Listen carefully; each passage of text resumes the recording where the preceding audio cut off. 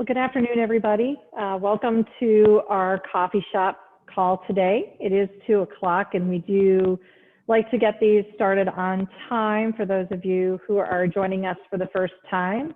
I'm going to go over a few details for those of you who have been with us for our .org webinar series since we started these in June.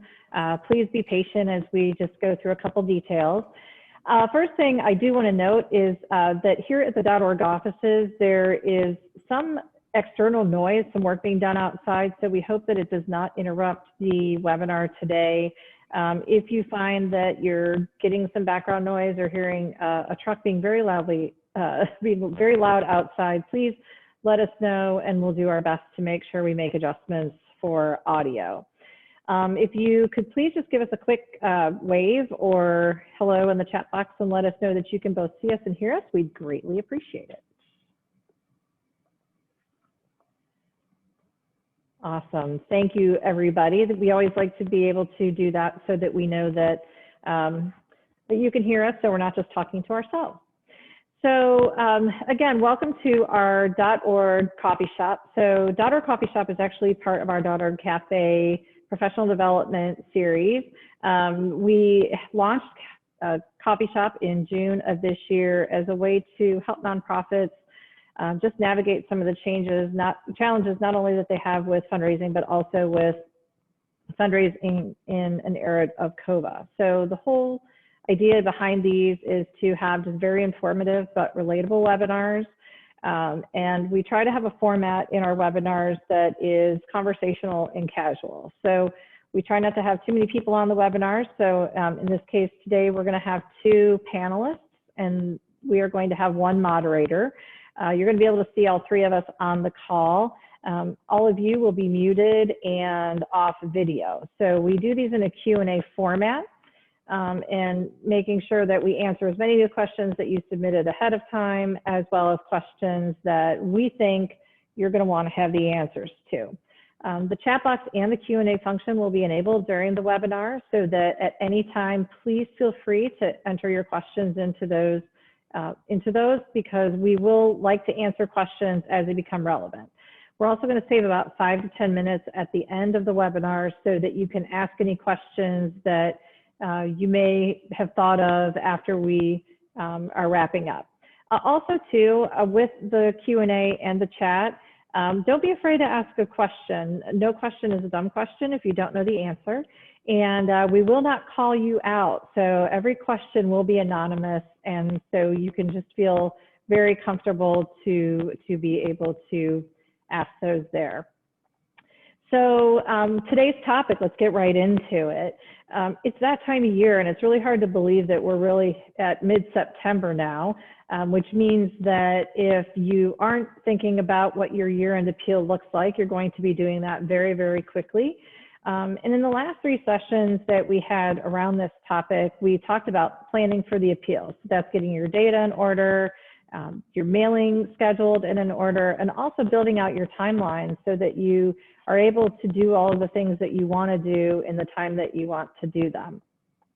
For many of you, your year-end appeal is your biggest fundraising effort of the year outside of maybe an event, and we know that events look a little different this year. So you must have copies that really resonates with your donors and compels them to give. Today we're going to talk about best practices in writing for your appeal, and we're going to talk about different things too. So print, social, web, email, and other types of communication. So this webinar specifically is going to feature our .org team. One of the things that we do here at .org Solutions is that we specialize in content and content marketing. And so we just felt that based upon our experience and the things that we do within the nonprofit sector, that we would have a pretty good idea of different things that we could talk about, but we also spend a lot of time researching this stuff so that when we are working for our clients, we're going to be able to give them the best advice, understand the best trends, or understand the trends and know exactly the best way to go into planning an appeal like this. So our first panelist is Kaylee Stoffinger, and Kaylee is our Manager of Marketing and PR Services here at .org. She really is passionate about using her skills to help nonprofits in their presence in the community. So she has both experience in the for-profit and the nonprofit sector.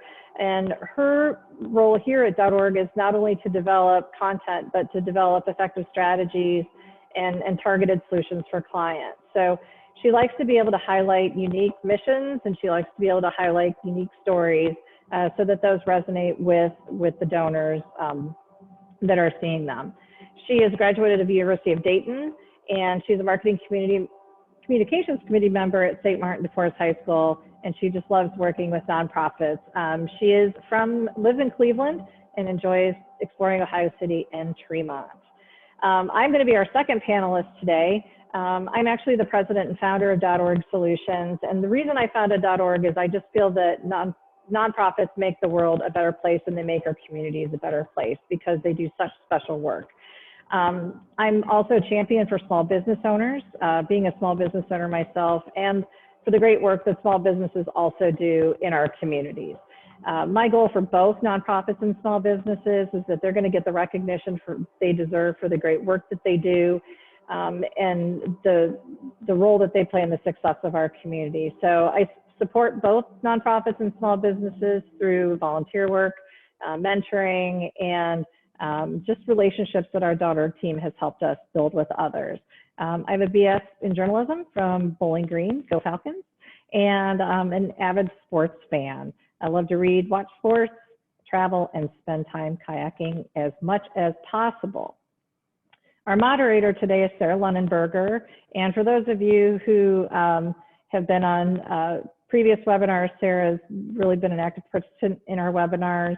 And one of the things that we always talk about Sarah, is the fact that she loves tacos. But the one thing, but that's one of many things. Sarah, like I think many of us, never started her career meaning to be a fundraiser, but her first post-college job was in development assistant, and she just has been working in this field ever since. She loves working with our nonprofit clients because they know what they want to achieve, but sometimes just may not be able to get there on their own. And she is kind of our chief planner. So for those of you who are on our last session, Sarah spent a lot of time talking about how to actually activate your plan and create your plan in a timeline that makes sense. And Sarah keeps a lot of us on task here at .org, and we appreciate her for her work. So she's going to be moderating this session today and adding comments along the way, and we'll also be moderating the chat and Q&A box. So before we actually get started with the Q&A portion, Sarah's going to just go over some giving statistics on how people receive information. And we just thought that this was a great way to start this webinar, because really understanding how people absorb information and receive information is really going to put a lot of this content discussion into context. So at this point, I'm going to turn it over to Sarah, and we're going to begin our webinar. Thank you, Amy. Yeah, as Amy said, I think it's really important right now to talk a little bit about how people are communicating and where that information is coming from, so that as you go through the questions that Kaylee and Amy are going to answer, you can really be thinking about some of these things. I think some of these stats are actually pretty interesting. So the average person encounters between 6,000 and 10,000 ads every day, which has nearly doubled since 2007. So if you really think about it, every time you open your computer, you go on Facebook, Twitter, Instagram, anything on social media, you read the newspaper online, all of those are covered in ads. So I think that's really important to think that, somebody is seeing something, between 6,000 and 10,000 things are coming at them every day. The other thing to really, really think about is that skim reading has kind of become the new normal. And when we're reading things and we just kind of skim those texts, you're really not grasping all that information. I know that I'm one of those people that I'll read things 3 times before I really pay attention. Sarah, what are you reading? Because you just kind of skim through them and you don't pay too much attention. This one I think is very interesting. The average office worker receives around 90 to 120 emails a day and sends 30 or 40. I definitely think I am on the high end of sending, maybe not receiving. I feel like all I do is send email all day. So I actually looked, and yesterday I sent 62 emails. So I think I'm on the high end of that. But if you really think about that, again, that is how you're communicating with most of the people that you're working with on a daily basis. The email subject line should be under 50 characters with a call to action in the front. So one of the things that we're going to be talking about today is those emails that you're sending out. So that's something to think about, is that there really should be something, you need to have a verb in there. There needs to be an action word in that subject line for people to really grasp onto. Direct mail is something that we've talked about a couple different times on our webinars here. Response rates are between 5 and 9%, but when your organization combines those with other messaging, with digital messaging, those response rates can climb up to 28. So if you're doing some mental math quickly on your donors, think about the difference in dollars between 5 and 9% and 28%. And the other thing is that shorter social posts get more engagement. And that's another thing we're going to talk about a little bit today, is how long should your messaging be? And if you go back to the idea that people skim things, shorter is almost always better if you can get that information in the information that you want if in a shorter format. So those are just some things that I think it's important to think about while we're going through today. Just keep in the back of your head some of that information while we're answering our questions. So I will get to the questions now. So what information is essential to include in an appeal, and what are donors most interested in seeing? Kayla, you want to take that, or you want me to take it? Sure, I can start. So Sarah alluded to this, but I think one of the most important things to think about when you even start to consider what the content of your appeal should look like is what do you want to see when you're asked to donate to an organization? So as Sarah mentioned, there's an overload of information that we're all hit with every single day. And I think the most important thing is you want to make sure your appeal stands out. So you want it to be consistent with your other communications. You want to make sure that the language reflects what your other appeals or newsletters or other communication pieces say. And you want to make sure that it's something that's compelling and actually makes people want to give to your organization. So when you think about the appeals that you get, around November, December every year, what are the ones that you open and actually consider giving to? What are the ones that you actually give to? And what are the ones that you kind of set aside and forget about? The ones that are in that third category, you don't want to even consider making your appeal like that, obviously. But if you think about it, there's reasons why. If you open it up and it's just a page full of text, that's probably not the right approach for an appeal. If it's something visually appealing that catches your attention, maybe that's something to consider. If it's the language or the story that you see, that's probably the most important thing when it comes to putting an appeal together. So what information is essential? Stories. You want to talk about the people that your organization serves, what your employees are doing to give back to the community, why your organization is essential to the community. And the best way to explain that is through stories. Obviously, if you have statistics to back that up, it's great to weave those in, but make sure that the story is compelling and it's something that, will kind of tug at heartstrings if possible, but not in a cheesy way. I think another thing that is essential to include is information that shows why you need people to give to your organization. So it's not enough just to tell your story. You need to explain what exactly it is you need people to support and why it's important. That kind of counts as a call to action, but you have to be very blatant in what you want people to do with this information. Do you want them to give online? Do you want them to fill out the form that is attached to your appeal to send back? What do you want that gift amount to look like? So, including things like what an ask amount you suggest should be and what that money goes toward is really important.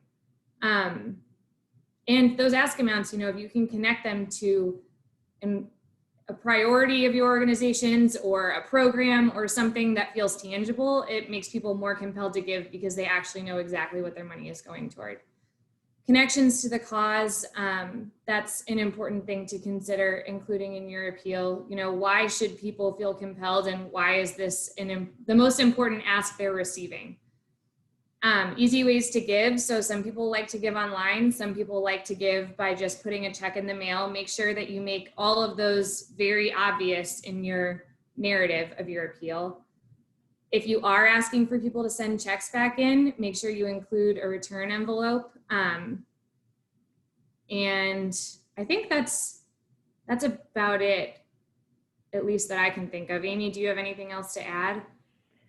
Well, I mean, I think it's always, one of the things is even if you're sending them an envelope is to make sure you do have that option for online giving. So direct mail actually often inspires people to give electronically because people don't want the hassle of having to put a stamp on something, or if they're feeling compelled to give right then and there, they want to be able to do that, whether it's, maybe some of the organizations they also support have, they have their pile that they handle once a year.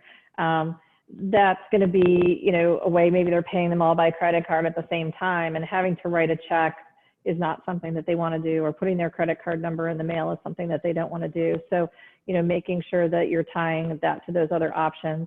One of the things also too, if you accept stock, and nonprofits who have worked with me before know that I try to beat this into people, is if you accept stock, let people know.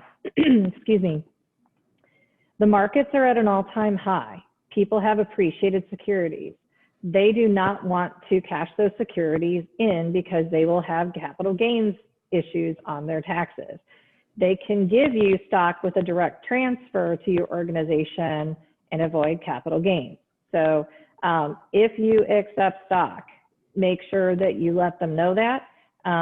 Give them a direction on how to get information on how to gift you stock, and make sure that that's on there. I can't stress enough to the whole idea of personalization.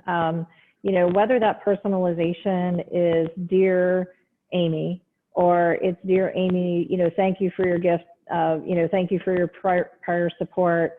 Would you consider a gift again this year of $500? Or would you consider increasing your gift from last year by 10% to $550? Sorry, quick math. I'm a writer, not a mathematician. But some of those kinds of things, so that personalization that kind of gets you through. Making sure that if at all possible, we talked about segmentation when we were talking about data way back when at the beginning of August. Segmentation is something that's important too. If you have the opportunity to segment your donors, meaning that if you, let's say you're a school, a letter to the alum might be different than the letter to the current parent, which might be different than the grandparent, which might be different than the community member who's just been a long supporter of your school. So, making sure that you have those things in those letters is great. And Kaylee mentioned calls to action. I can't stress that enough. We see so many letters. We see, copy online. We see copy in social media, and there's no call to action telling people what to do. So make sure that you have that call to action included. Great, thank you guys so much for those answers. The next question is, some annual appeals have campaign themes while others do not. Do you need to have a theme for an annual appeal? And if you want to use a theme, how do you choose one? I'll start with this one. I think the simple answer is no, you don't have to have a theme. But I'm going to put the caveat in there is that if there's a reason to have a theme, I think you should. And in some cases, there might be a reason to have a theme. So maybe your organization has a specific tie to either a religious or organizational type of thing. So maybe it's National Pet Month, and if you are a shelter, maybe you want to tie it around National Pet Month or National Pet Adoption Month. So when the theme makes sense, I think it's perfectly fine to do that. Making up a theme for the purposes of just making one up it takes a lot of creative thinking to be able to do that. And sometimes you focus more on what the theme is versus the actual content and the stories and the impact themselves. And so, when you're thinking about a theme, I think probably ask yourself, is the theme something that is going to help us get more gifts, or is it something that we just want to do so that it looks kind of cool?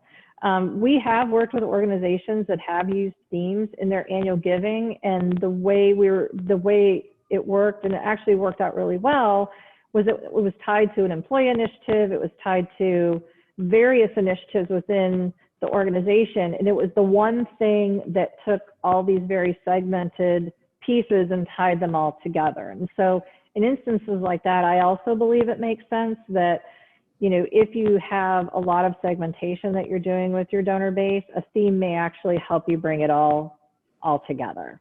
But, you know, take that one with care. You know, if it's taking you away again from your other creativity and storytelling, and if the theme actually starts to overshadow what you are actually trying to generate money for, then it could actually hurt you instead of help you. You have any thoughts on that, Kaylee? Yeah, I think the only thing that I want to add is I think it's really important to not overshadow your brand with a theme for a campaign. So you've spent so much time, you know, building this identity for yourself. You want to make sure that if you're using a theme, it doesn't overshadow who you are, and, you know, that it's not covering up what people know you for. So making sure that the campaign matches your organization and matches your messaging and matches your imagery. Obviously, you can have fun with it if it is something that pertains to your organization, but you don't want someone to open a letter and say, I have no idea who this is from or what they're asking me to do, just for the sake of having a theme. That kind of defeats the purpose. So I think staying true to your brand is really important if you're going to incorporate a theme in an appeal. And also make sure if you do have a theme that it is incorporated very, very clearly and succinctly into all of your copy. You don't want to have people who are already skimming your copy, as Sarah talked about earlier. They're already skimming your copy. You don't want to have to make them think too hard. Yeah. So make it clear.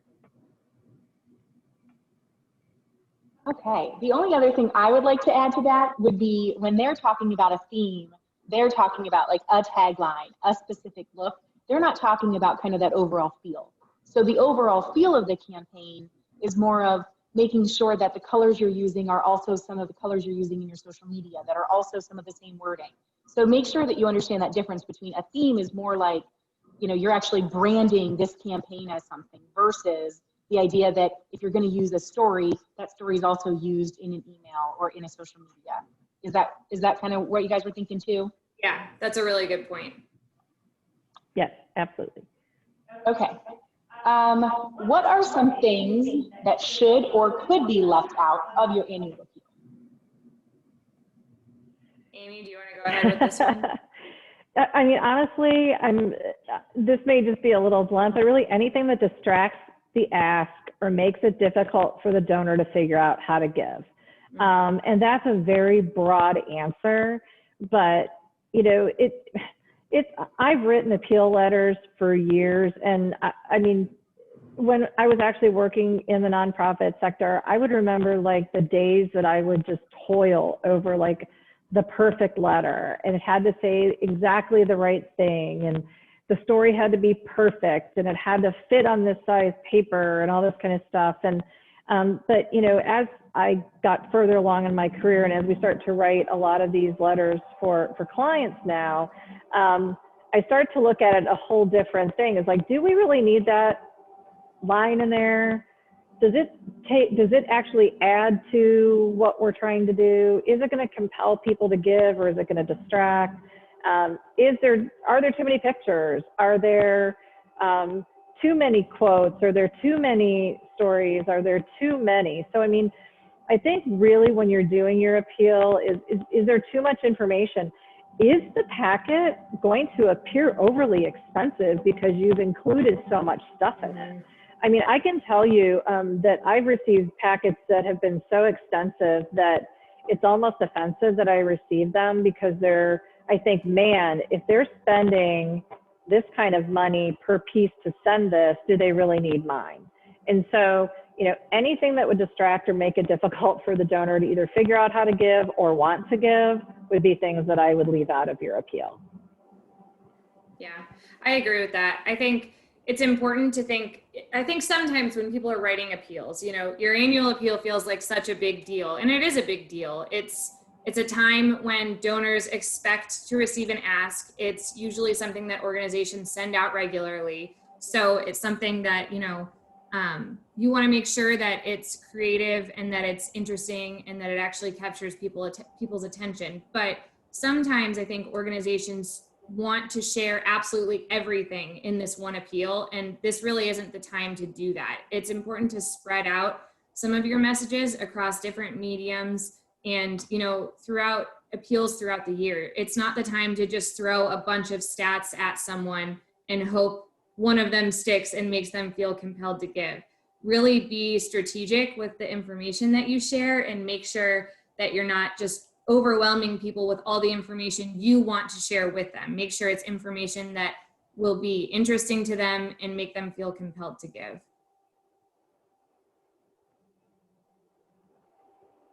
Okay. If you do have a lot of information that you want to share, but if there's not enough room in that one page, 8.5 by 11 or 8.5 by 14 letter, what are some other mediums or ways you can get that content out to your constituents and your donors? Kaylee, you want to start with this one?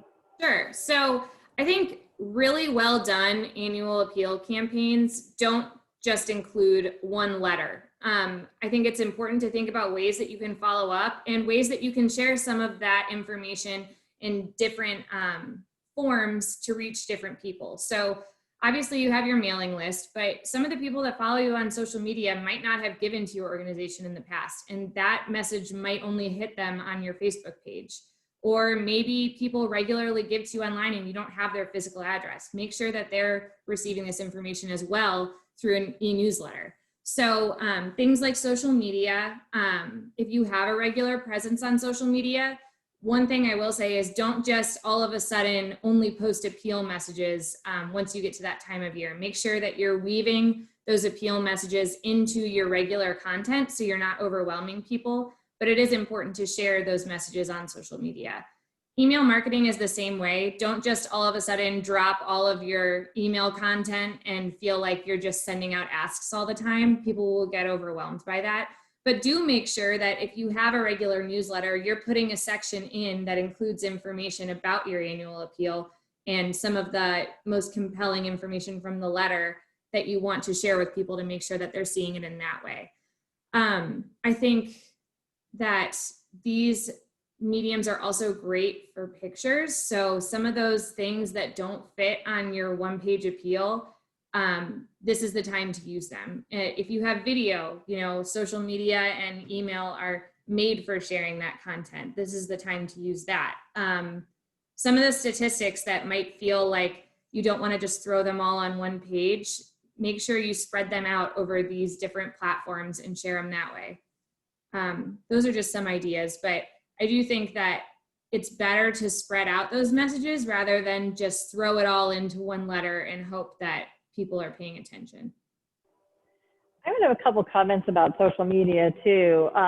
You know, I think we sometimes fear that we overpost on social media, and the things that actually get seen on social media are the ones that have the most traction. So, you know, if you have something on Facebook, if you were going to put something on Facebook, you want to make sure that you're using Facebook a lot ahead of time, that people are actually going to Facebook and using that as a source of information for things about your organization. So whether it's your services or events or other activities, that, you know, they're going to get that information there. So by just starting to post giving information on your Facebook page, that's not going to be seen in a lot of people's social media feeds, and people just inherently don't go to an organization's social feed. So if you, I mean, a great way to do this and to be seen is make sure that you leverage, leverage your board, leverage your staff, leverage anybody that you can who follows you on social media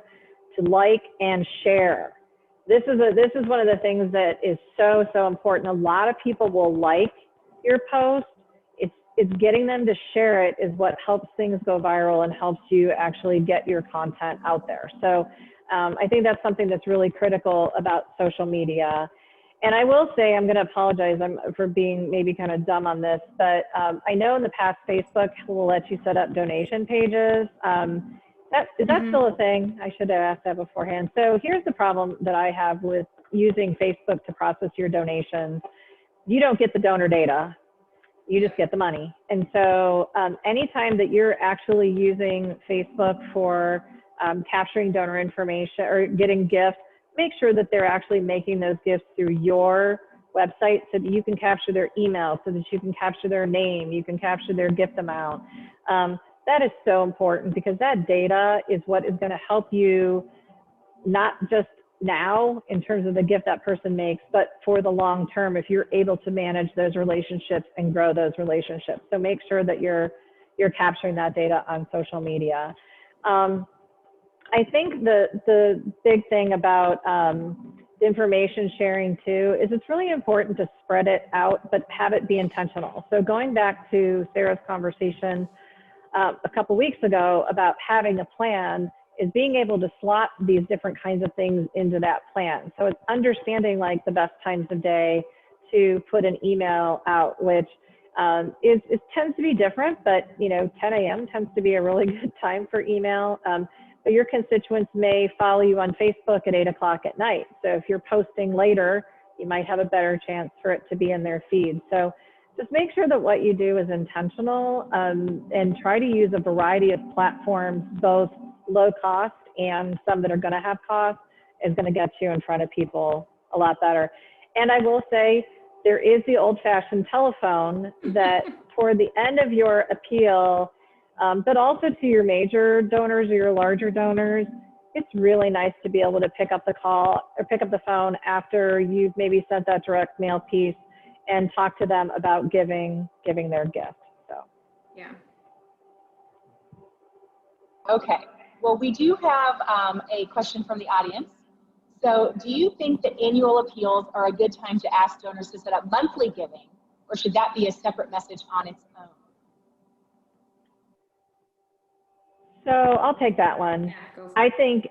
I think monthly giving should every time be an option for donors. I think we are in a society right now where everything is set up on monthly subscription, right? So I mentioned in my intro of myself, which was kind of weird, that I'm a huge sports fan. So I love English Premier League soccer. And so my game that I wanted to watch on Saturday was not on the regular channel. So I had to sign up for a subscription to Peacock so that I could actually get it. Well, I'm like, oh, it's only $5 a month. I can sign up for that. And then I'm like, oh, well, we have, this streaming music service, and then we have this other streaming service, and we have this streaming service. And you tend to sign up for those and you forget about them. And so I think that, monthly giving could potentially not only be one of those things where you're able to capture people where they can give lower amounts across time, but you're going to have opportunities to engage them on a regular basis. So I say anytime that you can put monthly giving into an appeal or a newsletter or anything, I think is a great opportunity. And I think more people are going to start doing it. I also think that monthly giving options, from a narrative perspective, you have an opportunity to show what that monthly give is, what that monthly donation is going to, that almost shows more than just a one-time gift. So if you're able to kind of write out, what that will go to, I'm trying to think of an example. But I mean, if you're an organization that provides specific resources to people within the community, if you can actually say what those physical resources will be based on a monthly donation, it feels more real, and it's also at a smaller price point, but feels more impactful. So I think anything you can do to put narrative around what that monthly gift looks like makes it more real to people and makes it feel like they're making a difference by becoming a sustainable giver.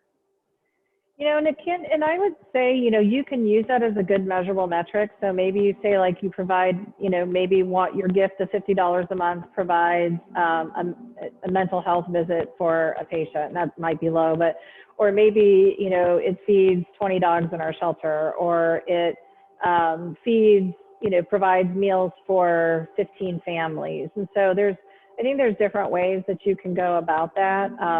And then you can continue to follow that up with impact stories too. So like, not only does it feed 15 people, but for those 15 people who have meals, what does it mean for them? So I think it's almost taking it a step further. We're kind of going off the question here, but being able to show the impact of the gifts, not just the heads that have been counted or the people that have been served, but what does it actually mean to those people when those gifts have been made? Okay, so a lot of organizations only send a printed appeal through the mail, and that has only been the only piece of their annual fund. So what are some best practices for using kind of some of those pieces for things like social media and email? How can they move just away from having a letter to doing some of those other things? Kaylee, why don't you take this one? So I think that starting with your timeline, which is what Sarah talked about on the last webinar, I think that's the most important first step. So taking a look at what that printed timeline looks like, and then looking at your overall communications timeline, which I hope you have, but if you don't, that's a conversation for another time. But making sure that you're able to slot some of those appeal messages into that communications timeline in a way that makes sense for your organization. So like Amy said, I mean, I don't think that sending out an appeal is not the time to all of a sudden start a Facebook page or a Twitter account and hope that you're going to get interaction from that. You have to kind of build that up ahead of time. So if you're looking to get onto social media, I would say start that process long before you actually send the appeal and start asking for money on those platforms. From email, I think that finding ways to weave the messaging into what you're already doing with email is important. If you don't already have a service like Constant Contact or MailChimp or one of those email services, this is probably the time to look into that so that you can manage your emails more effectively and slot your appeal messages into a timeline on email as well. Yeah, I mean, I think that it's a huge undertaking to take just an appeal. It might feel like a huge undertaking to take just a print appeal and turn it into something else, but it's really the most important thing is to take the messages from that print piece and repurpose them in a way that makes sense online. So making it shorter for social media, adding some of those photos or videos, if you have them, into emails so that it's a little bit more visual and compelling. You don't have to reinvent the wheel at all when it comes to resharing these appeal messages, but you want to make sure that you're not just throwing the same messaging at people on different platforms. So I think that's definitely an important thing to keep in mind. Amy, do you have anything else to add? Yeah, I mean, I think consistency is really important. So, what you're talking about in your letter needs to be somewhat consistent with what you have in all of your other platforms. So, as Sarah mentioned, 6,000 to 10,000, marketing messages a day that are hitting us. I mean, that's advertising. That's crazy. So the more that you can take what you already have and reuse it, the better. Because if somebody sees your appeal and they kind of glance at it and they scan it and they get the information that they need, and then they see the same thing on your social media feed, and then they get an email from you, and all of it seems familiar and it starts to make sense, the hope is that you're going to be able to get them to get a better understanding of what you do because they've seen it before. It's that familiarity. So I think that's really important. I think it's important too to make sure that you're not trying to reinvent the wheel and have something different on everything that you do. So if you're choosing to do compelling stories on your appeal, I wouldn't say, oh my gosh, we are doing 10 social media posts and 10 email follow-ups to this. I need 20 more stories. And that couldn't be any farther from the truth. First of all, it's unrealistic to try to do that. Also, too, if you're going to do a couple stories, I would probably limit it to 2 or 3 and rotate them through your different media that you use. But have a very, maybe it's just a quick story that you change, but the rest of your content remains the same throughout everything that you do. And so, how you ask, that call to action is still in there. On social media and, with email is being brief, because people are scanning these things, they're scanning them on their phone. Most people are. And then, make sure I can't say again this enough, include the call to action every time and make it an easy path to give. That's another thing too that I think that people do forget when you start to look at adding things onto social media and then adding them also onto your e-newsletter, is that you're not making an easy path for people to give. So, most of these platforms, you can create a button which creates a link to go to your website, and people will give online, and they will give online via their phone or their iPad or other mobile device. So, make sure you have that easy path to make a gift. And then again, show impact. With the limited space you have, a long story and just repurposing your entire appeal is going to lose interest in people. Maybe that take some of those opportunities to show impact on what you're doing. Again, not just the numbers that you serve, but the actual impact that those services are making on the people that you serve. Mm-hmm. Okay, so if my organization usually just sends a letter on my letterhead, how do I include design elements or photos in my appeal, and do I even need to? So I can start with this, Amy. I think that design elements are important for catching people's eye.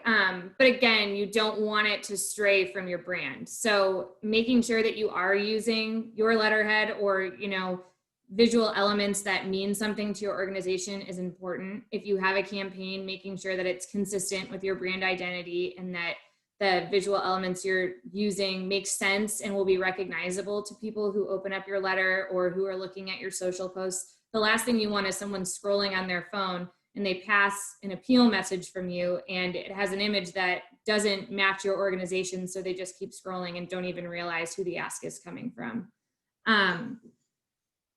I think for photos, don't feel like you have to use every single great photo you took this year in an appeal. I think that's really important. And it goes back to the same thing I said about messaging, where you probably have a ton of things you want to share with everyone, but be selective with what you're putting in print.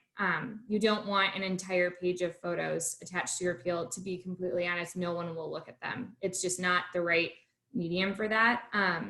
But the right way to do it is to use those photos to share the messages on social media so that people are able to see them on a platform where visual elements are really important.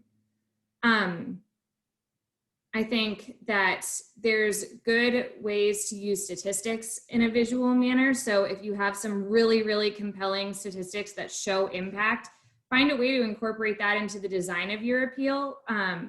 So that it stands out and it's something that people are definitely going to see as they're skimming. And yeah, I think anything you can do to use those visual elements in your emails and your follow-up social media posts, definitely make sure you're doing that, because those really are the places that people are looking for that type of content rather than in your printed letter.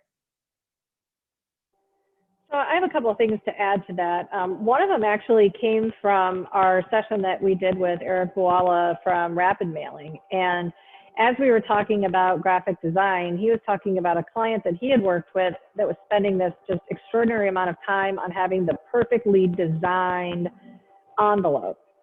And what's really fascinating, and it totally makes sense, is that the open rates for plain envelopes that don't even have a brand on the outside are like exponentially higher than envelopes that are completely designed. So if you are going to, as you're planning your annual appeal, don't worry about having a great designed envelope. It could just be the donor's name and the return address, and the likelihood of them opening it and wondering what it is going to be that much higher. So that was kind of something cool that I learned, which made sense after after he said that, but I didn't think about it before. I also have another tip that we use here when we're working on designing stuff, working with our designers to design stuff. And design is a very subjective kind of thing. So design is art. And so different people like different things. Some people really like high design and a lot of design. Some people like things more simple. I think ultimately what you have to do is you have to look at it from the eyes of the donor and the people who are going to be getting the information. And so what I will do, and we actually have a project we're working on right now for ourselves where we have a bunch of different options that we're looking at.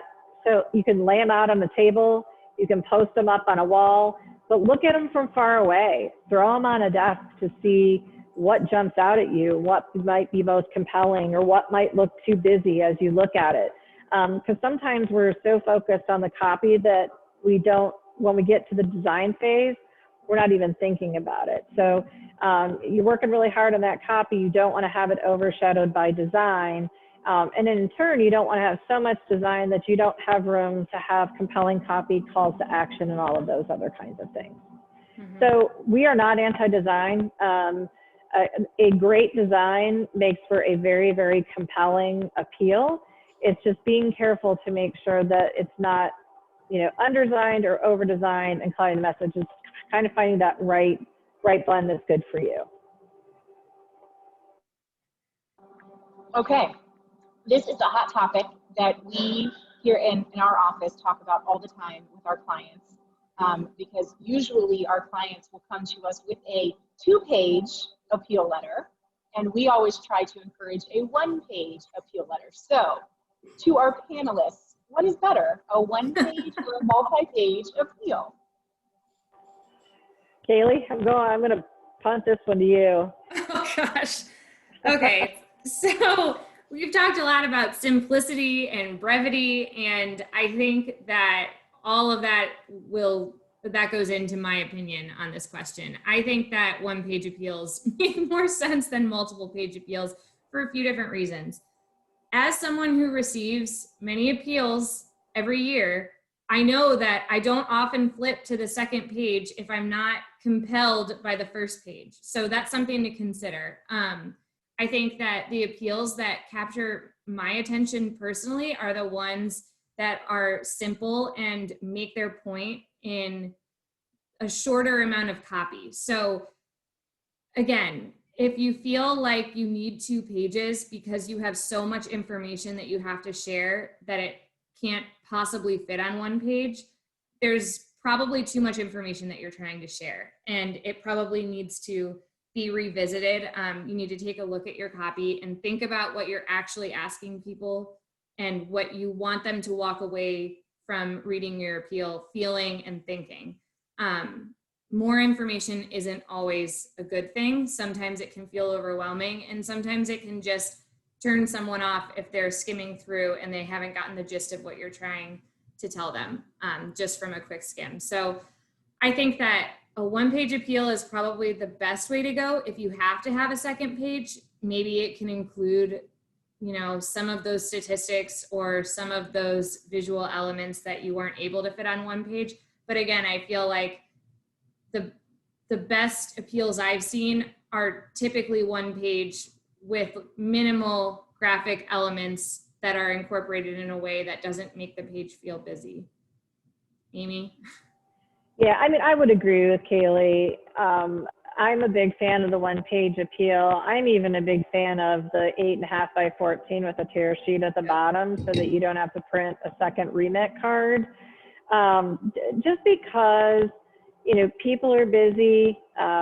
Hopefully, you know, if the organization, if they are already giving to you and you're communicating with them regularly already, then they should have a pretty good idea of what you're doing. And that they're probably going to feel compelled to give to you anyway.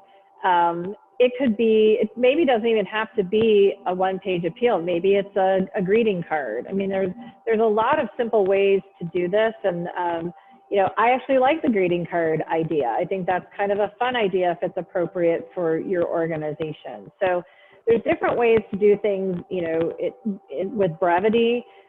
Again, I agree with Kaylee that if you absolutely have something to share, and right now you might, I mean, you may have some more information to share than you did before, or maybe you're choosing to do an acquisition mailing, which has definitely a very different copy than, and very different copy needs than a mailing to donors who already give to you.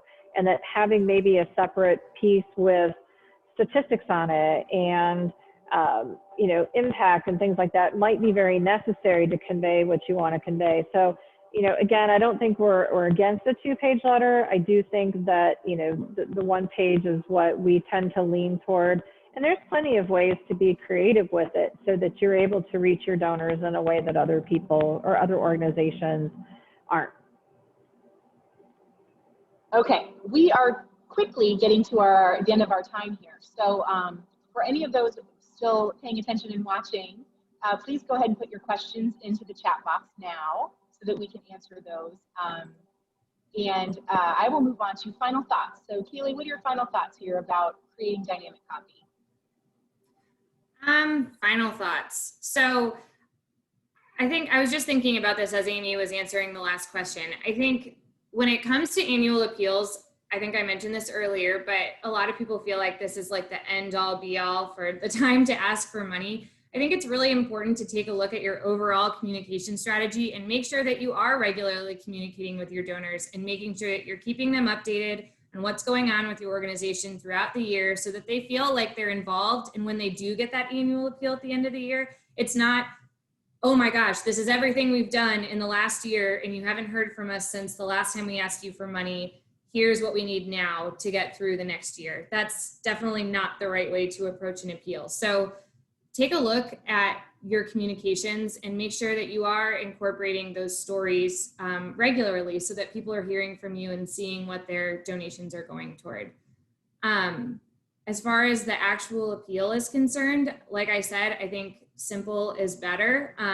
Making sure that you're communicating impact and showing people what their money is actually going toward is really, really important and is something that donors always want to see. I think that making sure that your copy really reflects what your organization is trying to accomplish and what it has already accomplished over the last year is important. And any type of impactful stories that you can include just make your copy that much more engaging and compelling. And I would add to that, it sometimes is easy to get stuck. Mm-hmm. You know, there's often a lot of pressure on, you know, the person who's writing that appeal to have like this appeal that's going to bring in a windfall of money. And that's a lot of pressure to have on yourself or to have someone put on you. And so, you know, as you start writing it, you know, give yourself some time to reflect. I mean, give yourself some time instead of maybe just sitting down and writing to talk to people that you serve. Talk to major donors and find out why they give to you. Talk to, you know, consider actually even maybe having a major donor write the appeal and talk about why they give. You know, I think it, you know, we always think it has to be us or it has to be signed by our executive director or it has to be signed by the person writing the story. You know, take some liberties with that and try to think of, you know, again, the storytelling that's a part of it, because, you know, sometimes we're very hard on ourselves and we get stuck and we may not be the best ones to convey what our organizations really do, and that there might be others who can say it more succinctly and more passionately than we can. And then we can take that information and put it into a framework that actually works for an appeal. So don't be afraid to talk to other people about, you know, their thoughts and what the organization means to them. Okay, we do have one more question from the group. In this era of COVID, is it okay to be honest in your ask about how it's impacted your organization, why this donation is so critical, or should you keep it to more of your programs and what you've been doing? I'll take this one. Yes. I mean, I think you have to be honest about where you are, where your organization is. And COVID is impacting nonprofits in many different ways. Some nonprofits have seen, you know, extraordinary growth because of COVID, because of the needs and because of, you know, emergency gifts and grants and things like that.